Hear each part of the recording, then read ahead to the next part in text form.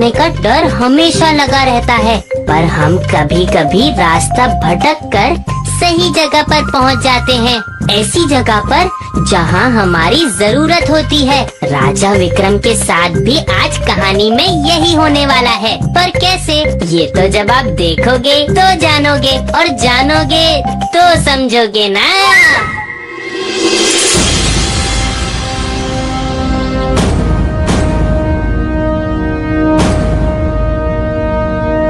आपका स्वागत है। महाराज, न खोटा कभी बोला न खोटा कभी तोला। इसमें है बड़ी ही अद्भुत सी चीज, एक अनोखा सा उपहार, समझो जैसे चमत्कार।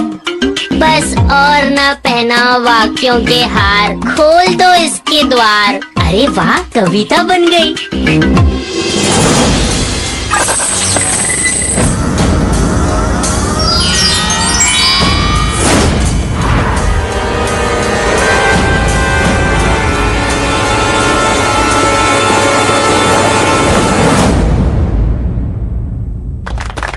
ये क्या? तो ये है तुम्हारी अनोखी और अद्भुत सी चीज। हमें तो उड़ने वाले घोड़े देखने हैं महाराज। महाराज, न खोटा कभी बोला न खोटा कभी तोला। ये घोड़ा सब घोड़ों से अद्भुत है, एक बार सवारी करके तो देखिए। तुमने बहुत देर कर दी आने में व्यापारी, क्योंकि लकड़ी के घोड़े पर बैठने की उम्र निकल गई महाराज की। कुछ बात तो होगी इस घोड़े में, वरना यह व्यापारी एक मामूली से घोड़े को लेकर यहाँ नहीं आता। चलो देखे तो सही, इस घोड़े में ऐसी कौन सी अनोखी बात है।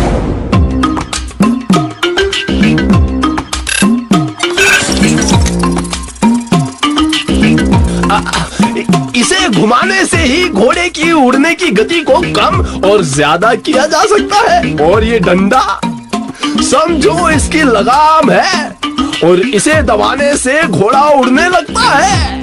लेकिन इसको अभी दबाना नहीं। अरे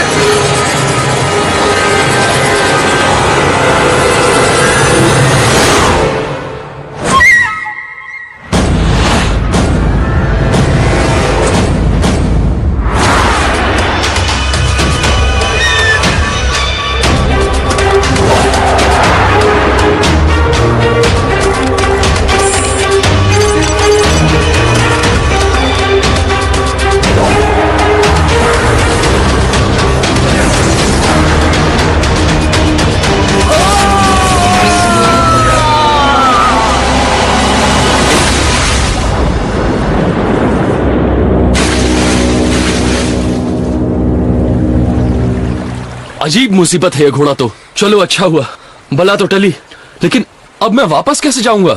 उसकी चिंता तुम बिल्कुल मत करो, क्योंकि यहाँ जो आता है वो लौट कर नहीं जाता, बल्कि इसी मिट्टी की खाद बन जाता है।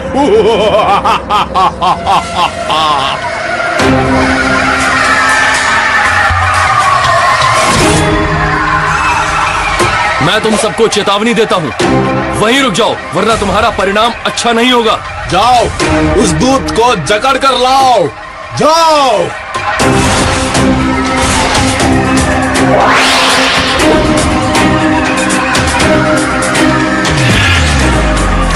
महाराज एक और तुम लोग अनेक, बहुत गलत बात है ये।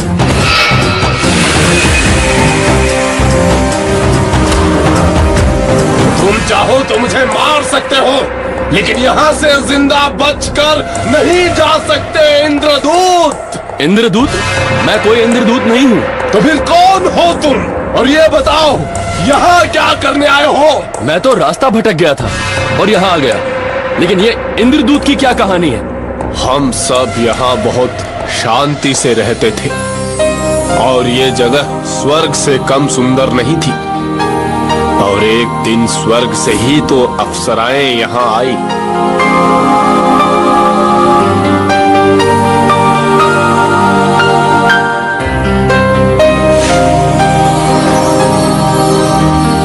रंभा, उस बूटी को छूने मात्र से ही अजीब सी चमक आ गई है। तुम भी छूकर देखो जरा। ये तो चमत्कारी बूटी है। मेरे कंधे पर एक जख्म था, वो भी भर गया। और देखो, यहाँ तो ऐसे कई सारे पेड़ हैं। चलो इन सभी बूटियों को इंद्रलोक ले चलते हैं।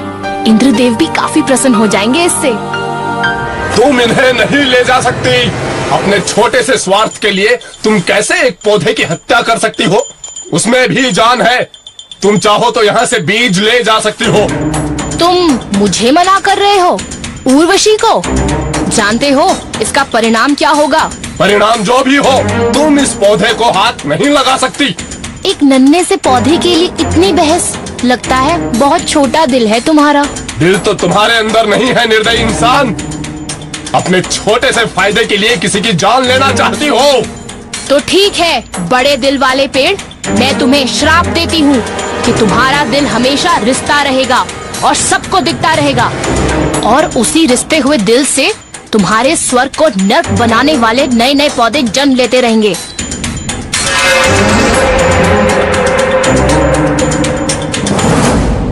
अब कोई उपाय तो होगा ही। उपाय है। वहाँ पहाड़ी के ऊपर रंभा एक दैत्य वृक्ष को द्वारपाल की तरह खड़ा कर गई है। अगर उसके तने के रस को मेरे इस दिल पर लगाया जाएगा तो मैं ठीक हो जाऊंगा। तो फिर तुमने ये अब तक क्यों नहीं किया?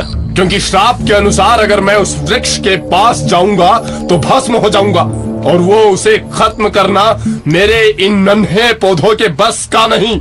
आप सब मुझे भले मालूम होते हैं और आपकी कहानी सच्ची। तो ठीक है महान वृक्ष, मैं वादा करता हूँ कि आप सबको इस श्राप से मुक्त करवाऊंगा। महाराज विक्रम की जय।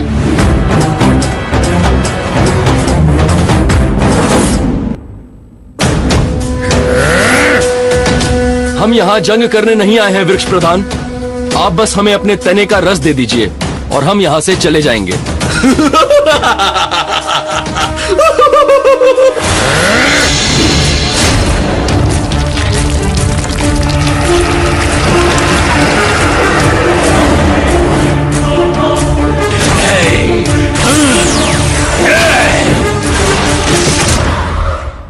कमाल है, हम प्यार जता रहे हैं और आप कांटे बरसा रहे हैं। मुंजा, तुम इन छोटे पौधों को संभालो, मैं सीधा उस विशाल वृक्ष पर आक्रमण करता हूँ।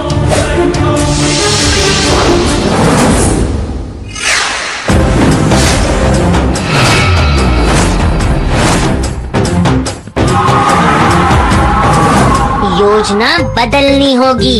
दुश्मन नया तो अंदाज क्यों हो पुराना।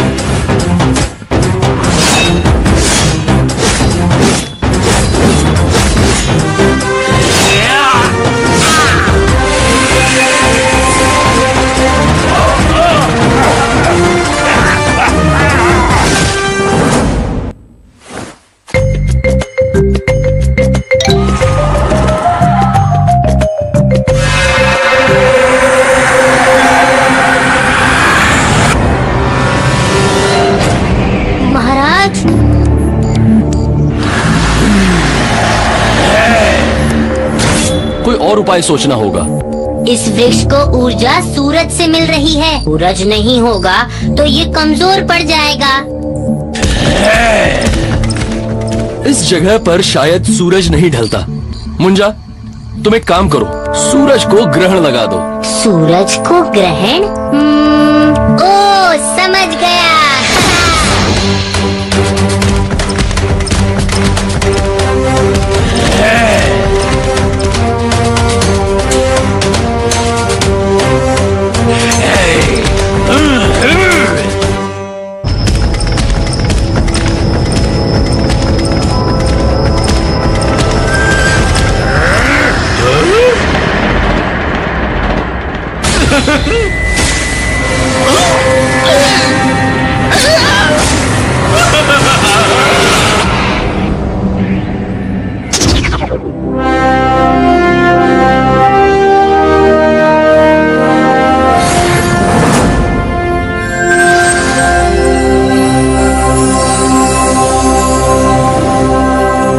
भला तो सब भला।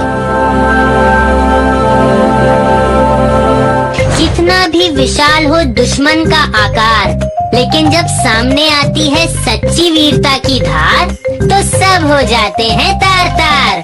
तो हिम्मत ना हारो कभी, बस लड़ते रहो सभी।